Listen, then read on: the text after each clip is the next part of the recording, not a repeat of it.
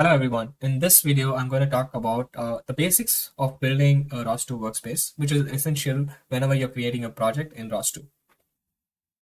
So first we create the directory and call this, and which is the workspace. We call this ROS call con workspace. And inside this workspace, we create another directory called src. This has to be constant, whereas you can keep any workspace name, but you need to create this make directory source. Once you create this source directory, over here, we are going to create a package using ROS2 command. So ROS2 package create, and then we define the build type, which is amend remake. And once we do that, we define the package name. We just define a package one, and then here we can define the dependencies. Over here, I'm just going to use RCL CPP, which is the dependency for C++ in ROS. So once we do that, we click this, and then you have a package created. So now if you do ls, you will see the package one is created.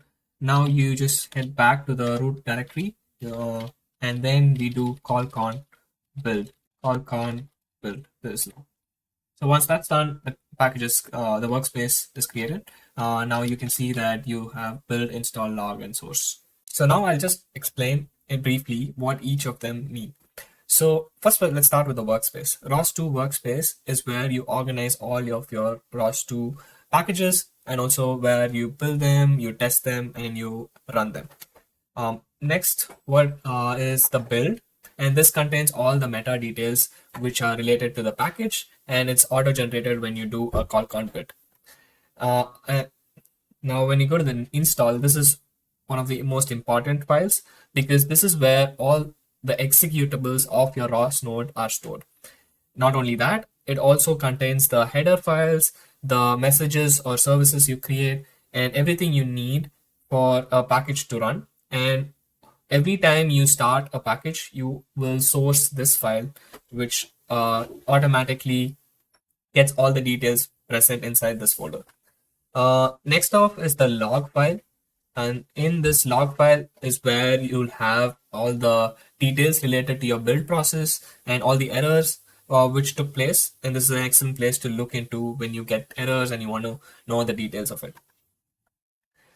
So these three are the auto-generated ones, and the one where we always work on and always do the edits is the source file, and this is the most important folder you would work on. So inside this is where you can put all your packages, and here I just created one package, but you can create package or clone packages all over here. And inside this package, you will have several different folders which are automatically generated when you create a package using the ROS2 command.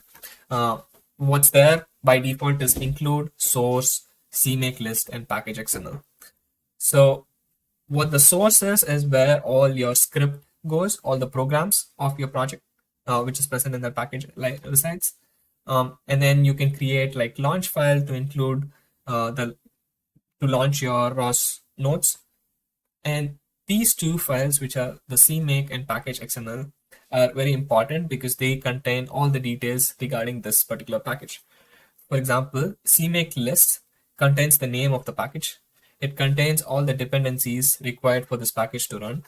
And also it has the testing details, and this is where you would also include the executables links over here. And this is auto-generated when you create a package, but you might need to edit it when you create a new message file, or you are working with a C++ script, and then you need to add those executables here. And last but not least is the package XML, and this is where meta details about this package is stored. And also it acts as like a build manager, where it tells what are the different dependencies required. And this is used basically by the callcon build tool to build the three files which I showed initially. And here you could also add details regarding the owner of the package and so on and so forth. So with this, you would have got a rough idea of what a workspace is, what a source folder is, and where all the packages reside, and what a package that consists of.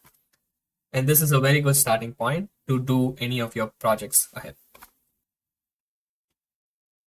So this is the process to set up a ROS2 workspace. And with this knowledge, you could go ahead and create several packages, different projects, and so on and so forth.